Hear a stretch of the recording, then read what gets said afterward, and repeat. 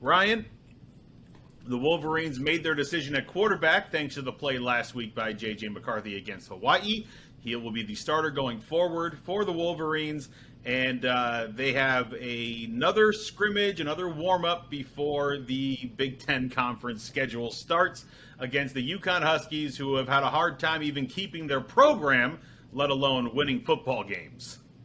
Yeah, and it'll be more of the same from what we've seen from Michigan these first 2 weeks. They're going to dominate UConn like they dominated Hawaii, like they dominated Colorado State. And that's kind of what it's going to be. You're not going to see a whole lot. You're not going to learn anything about Michigan that you didn't already know. You know, J.J. McCarthy's probably going to throw the ball around all over the field, and then when Michigan feels like they want to run it, they'll probably get 6.5 yards a carry at minimum. So you just kind of come out of this game hoping that nobody gets hurt, really, because you're not going to be in any danger of losing this game at all. You know, it'll probably be another game where it's 21-0 after the first quarter. UConn, again, is a really bad team. And I know other teams play bad teams, but Michigan has played like the two worst teams in the country, and then UConn's probably like top 10, top 15 worst.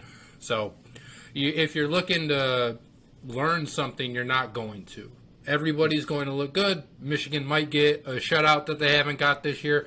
So that's actually something that I think I would expect to see from the Michigan defense. I wouldn't expect a shutout, but I would expect them to really try to get a shutout. I know last week against Hawaii, they took their starters out after they were up 42-0. I think Hawaii ended up scoring, 17 points or something. And it was all in garbage time, all against guys who are backups and walk-ons and things like that. So could I see a scenario where Michigan keeps their defense in a little bit longer? Maybe some of the premier guys, maybe just some of the two deep, so they can try and preserve that shutout?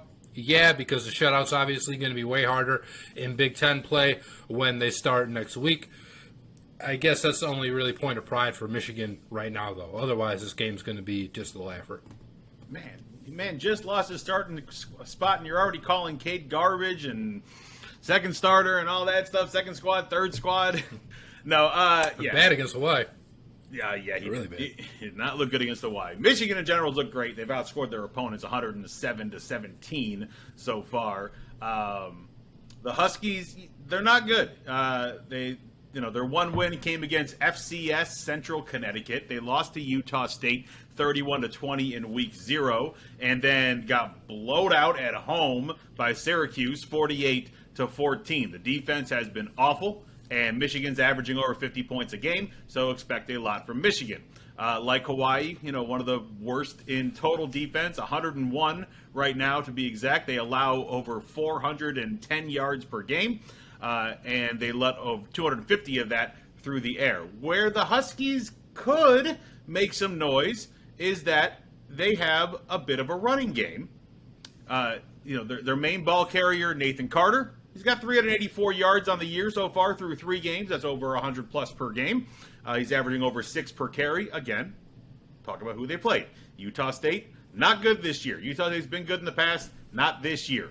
FCS school, Central Connecticut, don't even know them. I'm going to guess they're not good. And Syracuse, also not expected to be a great football team, but for whatever it's worth, PFF ranks the Huskies the 11th in the country as far as rushing attack is concerned, and their run blocking is 13th best in the country. Now, again, who have they played? Now, they're going up against a Michigan defense, but if you're someone like me that is looking for a reason to bet this game, and you're not looking so much at the spread, 47.5 points is a ridiculous spread.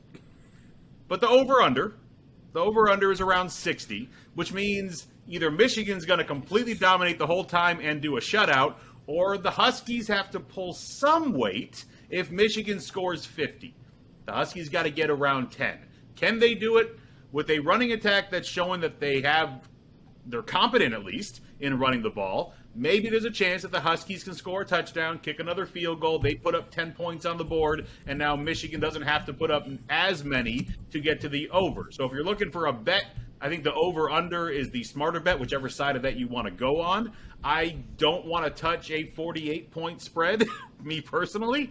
But with a rushing attack that is, you got a running back averaging over 6 a carry, a run blocking scheme that's top 15 in the country as of right now, maybe they get some yards on the ground, and maybe they do their part, and you can hit the over on this one. Yeah, I mean, I still don't know about that because Michigan, they didn't give up 17. They gave up 10 points to Hawaii. And I think they're still pissed about that. So, I don't know that I expect them to let up like they did against Hawaii and give up 2 scores. So I just don't see it. I don't know that I would touch the over under or the spread. Just look at some prop bets, I guess. if you need to bet on this game, that's where I would go. Yeah, so to counteract, the Wolverines have allowed 111 yards per game on the ground so far this year. They're third best run defense so far, according to PFF. And the quarterback side for UConn, you got a backup quarterback, true freshman, Zion Turner. He's thrown 3 picks already this year. He's completed just about 57% of his passes. Wait, that's Peyton. Those are Peyton Thorne numbers too, I think, actually. But yeah, so Zion, not the Zion that we know from the NBA. Zion Turner, not exactly setting the world on fire. Their passing attack is not good. They have 8 turnovers through 3 games, and so that's where Michigan should look to feast, because Michigan doesn't have that many turnovers so far through the year, despite the bad competition they've played. They haven't forced that many turnovers. They've gotten their hands on some balls, they've knocked some away, but they haven't come away with it themselves. And if you're looking for an area to improve upon for the Wolverine defense, maybe that's something you want to spotlight and focus on, is can they get some of these turnovers to get the ball back, because they're going to need this later on in the year, obviously, when the competition gets a lot harder than it is to start the year. Yeah, I mean, you would obviously like to force some turnovers, but we've seen some lucky turnovers. I know we're about to talk about Michigan State in a second, but there was a couple of those fumbles where, you forced the fumble, but it also just kind of seemed like they dropped the ball. And Michigan State picked up, 4 of the 5 that they dropped, and now all of a sudden their turnover margin looks real good, because you're like, oh my God, look at that. They got 4 turnovers in one game. And, for Michigan, turnovers are hype, and they probably provide a little bit more momentum. But if Michigan can continue to get 3 and outs, that's just as good, as a turnover. If they're just continually going to be punting, and then Michigan has a pretty good return game there with A.J. Henning returning their kicks. So it's certainly beneficial, always, turnovers are. But with Michigan, if their defense is able to force a lot of 3 and outs, then you don't need to intercept the pass, because you're going to get the ball back probably in pretty good field position anyway, because I don't see UConn being able to move the ball so much. No, I don't either. Their ground game's the only chance they really have, and Michigan's run defense is pretty solid as well. For Michigan on the ground, Donovan Edwards is working through something. He left the Hawaii game with an injury. He hasn't really done much this week, so it looks like the Wolverines are going to be without their second running back behind Blake Corum. For whatever that's worth, again, no one is expecting UConn to even be in this game. I don't even know if Husky fans are expecting UConn to be in this game.